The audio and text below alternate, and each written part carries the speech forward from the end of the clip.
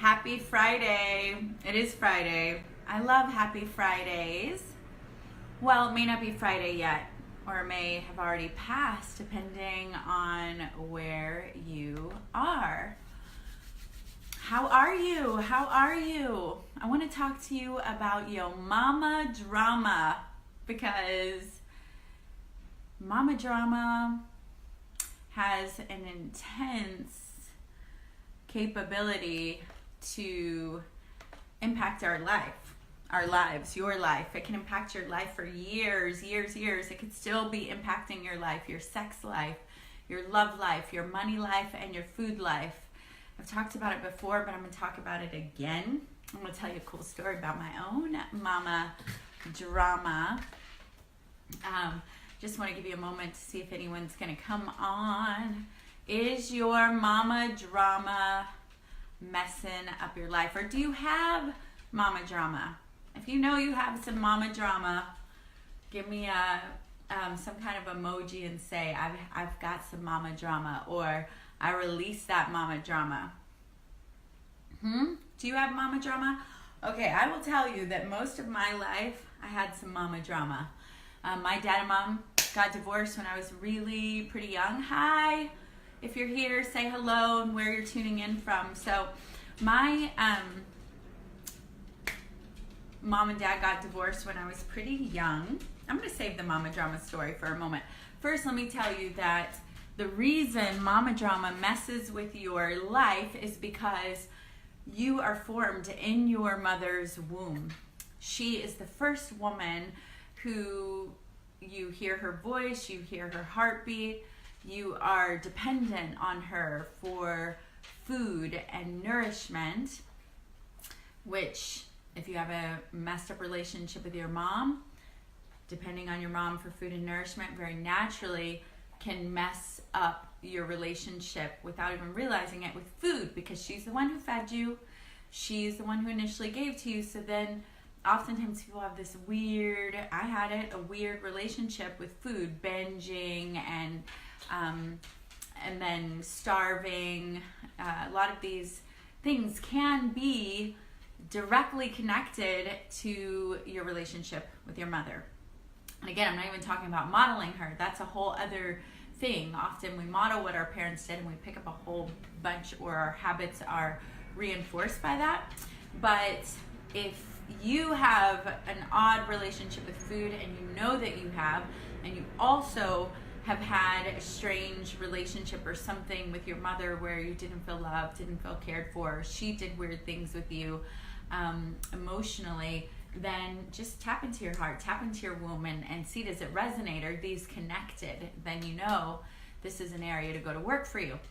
Why would it mess up your love life or your sex life? Because if you have an odd relationship with your mother, and being one of the first people who gives you love, being able to receive in from your environment, whether or not it's, my dog's letting me know people are walking by, whether or not it's food or love or money or anything else that you want to receive in, again, same kind of impact. So gonna have to keep my hand here. So if you are so I talked about love, talked about sex, and wait for this story because I've got a good one with my own mom. And money, same thing. It's the ability to receive nourishment, to receive what you need. So if we have places that are wounded, and even if your mother was an amazing mother, but you took on some story or some feeling or somewhere that she wasn't perfect, in just the perfect moment that you needed her to be perfect, often our little developing brains will make up something about who we are to our mothers. And then some of you have more drastic, situations with mothers that weren't there, or mothers that were verbally abusive, physically abusive. But even if it wasn't any of that, if you have hello, if you're here, say hello. If you have odd things with your mom, then that relationship often turns into things on the outside, because early on you're learning what you're worthy of receiving, how much love, how much time, how much attention, what you can take in physically, and everybody processes it differently. For some people, every area is impacted, and doing a good mother wound, womb healing, womb clearing is super powerful for healing this, and then automatically you start to see your ability to receive more love, more money, more nourishment. Your relationship to food will begin to change if these things are linked. So if you've got things going on with your mama, even if you had a great mama but you made some stuff up, food and your relationship to food, because she's the first one to feed you, can totally be impacting your willpower and diet and all of that stuff, and the relationship with your body, to your love life, what you're able to receive in, and what you believe you're worthy of. And then 3, it can impact your money and abundance, what you feel like you can ask for, because again, that's a way that we take in nourishment and energy in exchange to take care of ourselves and get what we need. So check in and see if any of those are linked. And now let me tell you my mama drama story. It's not going to be big. It's actually, I'm thrilled to share this with you because it is so super cool. So my mom and I have an amazing, unique relationship. My father and mother got divorced when I was very young, and my mother, we were living in San Antonio. My mother moved back to East Texas, and my father raised me. I was pretty much a daddy's girl, and he was in the military, so she thought, better insurance, better health care, whatever, and she had some things to process. Well, life goes on, and I barely see her for about 8 years. So my experience was, they got a divorce, mom disappears. I was certain it was my fault. I remember, being a little girl at certain times and singing to myself and imagining it was her singing to me. I would imagine she was singing "You Are My Sunshine," and I would just cry, and I had a lot of pain. I really wanted connection with her. I made up stories, like she had this huge 3-story house, and there was a toy store in it. My room was pink and purple, and there were these elevators that could go everywhere. And this happens a lot, when young children are missing one of the parents. And so, over the years, I've gone through various levels of suffering, just wishing that my mom had been there in a different way. And even as a young adult, trying to build some kind of relationship, and then regularly calling her and telling her, like, I need you to do this, I need you to do that, I wish you would have been there, why weren't you there? And she's been a trooper and has responded the best that she can. And so, layers and layers, years and years of healing and doing my own work. So certainly honoring my feelings, but also honoring my mom, because the mother wound is huge, and it has lots of people living and reacting instead of responding to life, living in fears and pains and repeat patterns, and you may not even realize that you are.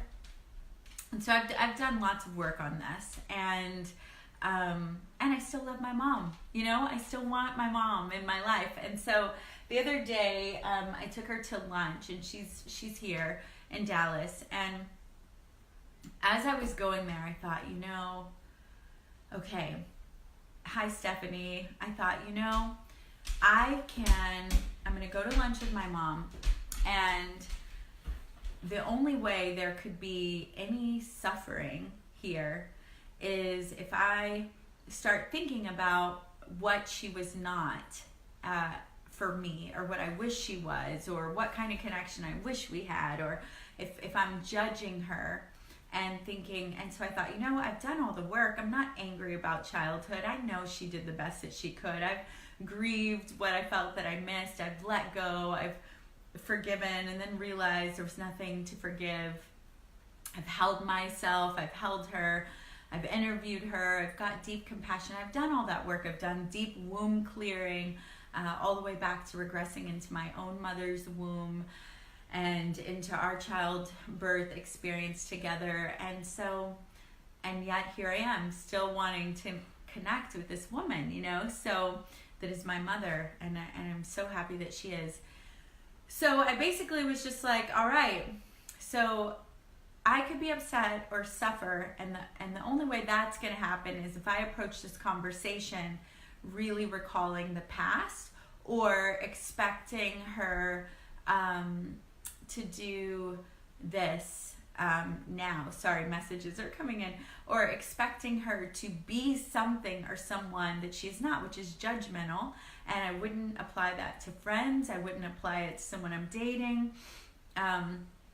I believe in letting people be where they are and then seeing if I'm aligned and then working things out from there. So I thought, I'm going to go to this lunch with my mom and just curious about the woman that gave me life and getting to spend time with her. And you know what, guys?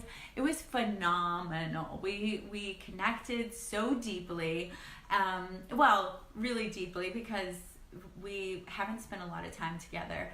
And, at some point we were talking about someone else in my family, and she goes, if you ever need to cut anybody out of your life or your family or your world because they're toxic to you, including me, I would totally understand, but you have to take care of you. And I was like, look, Mom, I've done the work. I'm not mad about anything in childhood. I know we all do the very best that we can, and I appreciate. And I was like, look, I survived. I'm here. I made it. Good job.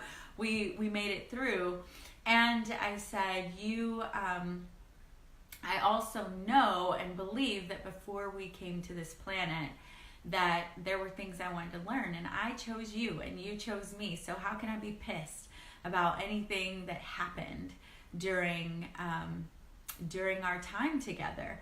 I was like, I've done all the work to acknowledge that. And so she kind of smiled, and then as we were leaving, she said, let's stay in touch, let's do this again, let's text. And I said, the last time you sent me a text on 4th of July, Mom, I literally stopped and did this dance because I was so happy to hear from you. I said, I know it's childish and silly. So a couple days ago, I got a sweet little message from her. But here's my point. Thank you for that love, Stephanie. And I love it. And the work for me now is to still not be attached, because one part of me could start to go, oh yay, I finally have this relationship with my mom, and if I stay in this part that is feeding this brokenness, or this child that wants and needs the validation and connection of mother instead of linking into divine mother, then it's very likely that I'll suffer again. And that's true whether we're linking to somebody we meet and we're looking for true love, or friends. Anytime we get a job, a career, anytime we get attached to something as our source and our fuel outside of ourselves, we need each other, we need connection, but we have to stay anchored and centered. You have to stay in your own truth. So the work for me is to continue to hold her as her own woman doing her own thing, and that I came through her. She was my mother, and that just honoring her as a person, honoring all of her choices, how much she wants to interact or not interact, and that is the power of that. So I love that, and I'm so excited, really, about getting to explore my mom in this way, however is comfortable for her, because she's an awesome, strong, wonderful, artistic, amazing woman. And yeah, I believe we had some soul agreements coming in. And I also know that healing our mother wounds, it's so important. It's important for our planet. It's important for our relationship to the whole universe, our relationship to trust, to self-trust. If you're a woman, it's important because you cannot judge and hold for long periods of time things against your own mother without holding it against yourself, because at a subconscious level, that you come from this person, that you are a woman, that you are part of this. And so even if logically you think, I can't believe she did this, I can't believe she did that, and I hate her for that, there's a deep self-hate that happens if you don't heal that. So there's a time to acknowledge it, because there is a little child in there and something, stuck that is wanting to say that, like, I'm pissed, I'm angry, I'm sad, I didn't get to express. So you definitely do the work to hold that space and give it voice and allow it to process, but then you got to do the work on the other side to release it and to release with love. And you may have to do it again and again for years, but if you don't, one, on a deep level, you're going to hate yourself. All those things that you're seeing that you hate or dislike or are sad about in your mother, you will believe them at a subconscious level, if not at an actual level, about yourself. And you may even model them because, one, we're deeply loyal as children, and we love our mothers, and so we model them, we admire them, we seek their approval, and then we also come from their DNA, so we have lots of propensities to follow their patterning, and so this is deep work, and it's important work. And when you do that work, you will see your relationship to food very likely change, especially if this is an area you haven't delved into. You will see your ability to receive love and nourishment and trust.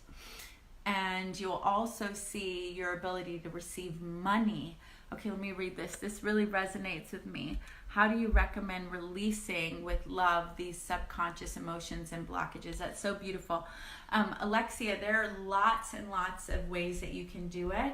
I would first start with just writing down, what am I upset with about my mother? And you can actually go into your womb too and say, and put your hand there and breathe in and go, because this is, we come from the womb, we own womb, what am I holding with my mother? What am I upset about? What did I need that I didn't get?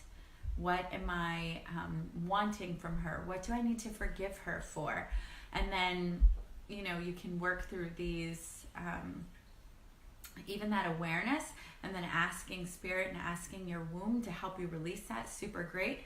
You can jump into my group and do the mother wound, mother healing work with us. You could work privately with me. You could work with some other womb shamanista. But it is a big deal. And those first things will help you. Just looking at, okay, what are they? What are they? And then sitting with them and allowing yourself to first feel all of that, to be sad about it, to sit with your own child, like, when did this come up? And then after you do that, putting yourself in her shoes even. And there are lots of ways. I've spent years doing this, and it is one of my core passions for a lot of reasons, because I'll give you one more benefit and wound. If you have wounds with your own mother, then often when you become a parent, you'll see those same fears and patternings and maybe even behaviors show up. And for me, this was part of blocking my ability to be with my own children and to show up as a powerful, fierce, confident, loving mother. And as I work through these layers, then the love and the confidence and the fierceness that will figure it out, because these are my babies, began to emerge. But it can't emerge when there's areas that are blocked. Some people, respond by absolutely taking on this stuff, but when this stuff is in the way, then it doesn't matter, because it doesn't live here. It doesn't live in your conscious brain. You can't willpower your way through it. Not all the way through it. Not at the levels that matter. I've met women that had mother wounds that all the way to 60. They're like, look, I showed up, I took him to school, I fed him, but I never felt like a mom. I never enjoyed it. I never, no. And everyone has their own journey, but this particular client was adopted. And so as we started to do this work, money, relationships, you're saying it's incredible. Let me see.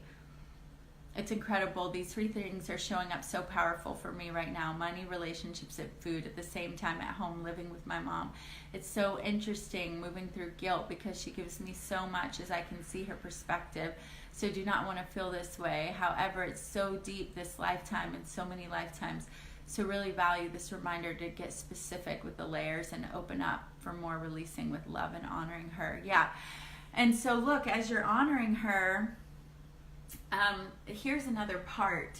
So when oftentimes, especially for healers, and we're conscious and aware, and we don't want to feel anger towards our parents, like in our minds we're more enlightened, and even in our hearts, separating it is huge. So if you can step away and go, okay, right now, I'm just going to honor my feelings as a child. What is hurting in me? What am I holding against her?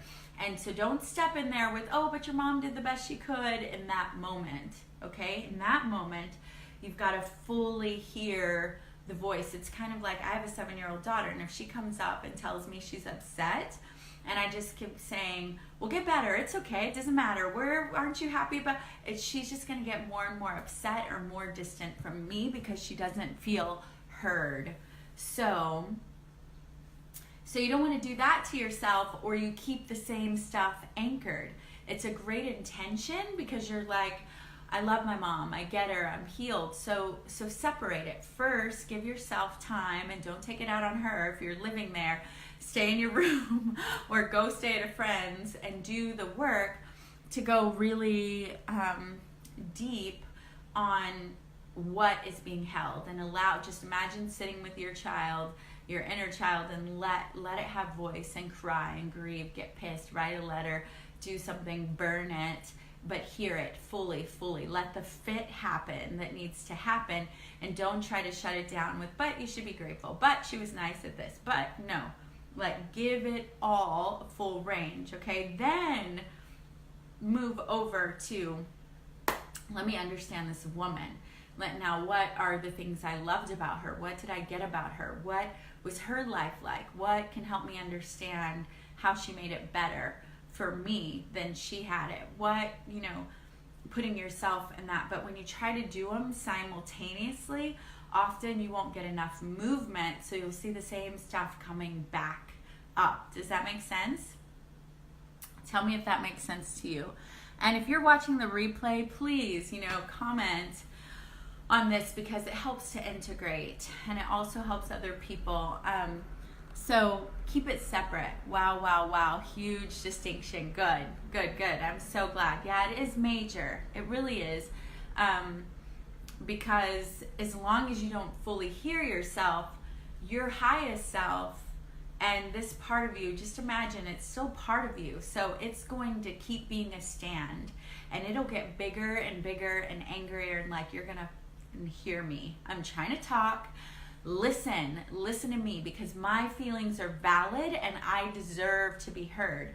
And often whenever you shove that down, or just put pretty things over it, like, it's okay, everyone makes mistakes, and you try to add that grace to it, it's like putting ice cream on top of a pile of poop, or frosting on poop. It doesn't do anything except for that gets stinkier.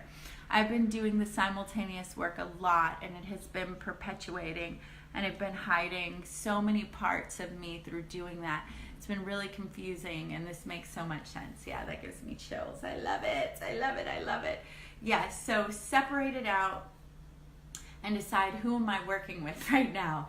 I'm working with my inner child, and you definitely want to do that and give yourself the voice and process. And then now, okay, I'm going to put that away, hug that child, got it, now boom, I'm working with my mother specifically and honoring her. So then you move into a separate space, and those things will integrate naturally. Would the inner child be like past, and the higher self is more of the future and highest embodiment? Yeah, so the inner child is, I look at it like, so let me read this before Stephanie. Stephanie, I'll be able to scroll back up and I'll read yours. Let me answer this first. So that inner child is the place, like, when that's not healed, it's like a part of your soul is fragmented and stays in not only not being heard, but tries to, if anything else like this comes up remotely, or she thinks this is coming up, then you just react and you move into this primal rah, like trying to, or freaking out or flipping out or running away or hiding. So healing that and giving it voice integrates rather than buries or abuses or doesn't hear this child. So it's often locked something from the past or a past lifetime, or through, epigenetics or whatever. The highest self and it's all theory, as much as I know. I mean, I've definitely had some deep spiritual experiences, and until we go on into this other space, who knows? But for me, the highest self is that spirit. There is no such thing as time and space. It is your God force energy connected to the highest consciousness, but with your perspective, your view. And it knows what you came into this life to journey with, and where you're going in the future, what you need to ascend. It is the direct link between the, greater creator, or the highest energy that it's flowing through all of us, that highest intelligence. And so whenever you're sitting with that space, I often connect into that space and then hold my child, speak with my child. Or like Stephanie and I did a session privately a couple days ago, and without saying much, we did some healing work, bringing her highest self in to work with her. So there are lots of ways to do that, and the womb as a place. Hi, Jared. So let me see, Stephanie, going through the mother healing right now with myself as mother, and surprised to see that some of it goes back to healing the relationship with my mother. Absolutely, girlfriend, so much of it, especially as a mother. There are things that you will just subconsciously do. Amazing, thank you. You're welcome, Alexia.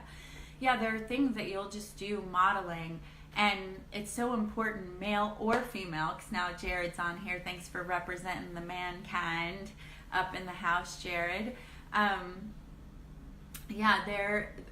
Whether you're male or female, mom's heart is the first that we hear. Mom weaves us, literally, we're woven in her womb. And so it's our most intimate relationship. We depend on her in the womb for our food, our water, our nourishment, everything. And then our water, you know what I mean. And then as we come out into the world, she's the one that cares for us, protects us, heals us. So when there's damage in there, it absolutely affects how we see more than this, but the topics and the three big ones are food. It's my nourishment. Do I take in healthy? Do I take in junk food? Do I have a weird relationship with food? It definitely affects that. Love, and this can be romantic love, friendship love, any kind of love, because again, it's that ability to receive our needs being met and what it is that we need. And then money is the currency right now for being able to take care of ourselves and have our needs met.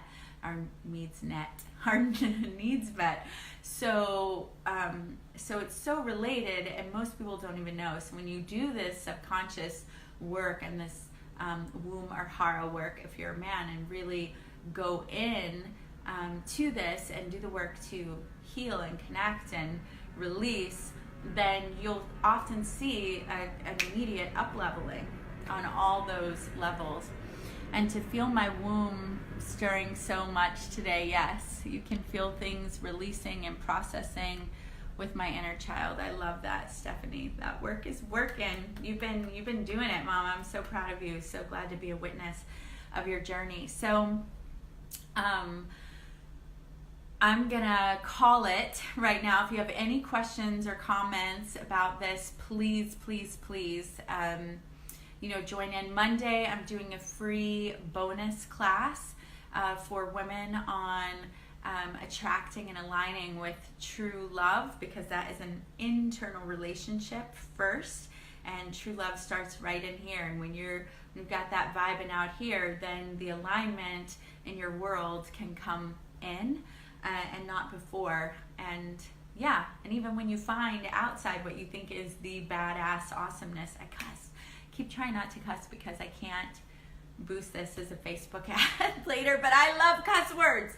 Oh, I'm gonna have to come. I'd love your cuss word exchanges, like other things that I could say, like assets, you know, instead of ass, since I already said a cuss word. So definitely join in on that Monday. It's by invitation only. You need to message me privately and send me your email so that you get on that list. And then if you would like to go deeper with me, I have a group that is incredible. We're doing deep healing work there. It creates that container of support, because it's just like if you just go to the gym once a year, you're not going to get fit, or once a month. It's really about that consistency. So being in a group together where we're consistently connecting to our femme power, connecting to our wombs, connecting to our desires, heart, and processing becomes a natural, then it can become a natural way of living, and you get to really own your queendom and get everything out of the way that is not you and your highest self, so that you can bring your magic, your expression, your work to the world. So I'm taking on 1 or 2 max private clients. A lot of work goes into that private work that I do, and I love my private clients, but it's also super powerful being in a group and we rise together. So definitely private message me if you'd like to have a conversation. I'll guide you through looking at what is your mother wound, what's happening, and some things to release. And then Stephanie says, I highly recommend joining the group. It's a wonderful place to support each other. Thank you, Stephanie. It is, and you're leading and support in there, so you're getting all the mojo, because when you participate, you get it. All right, I love you all so much. Thank you for watching today, and I'll talk to you more tomorrow. Bye.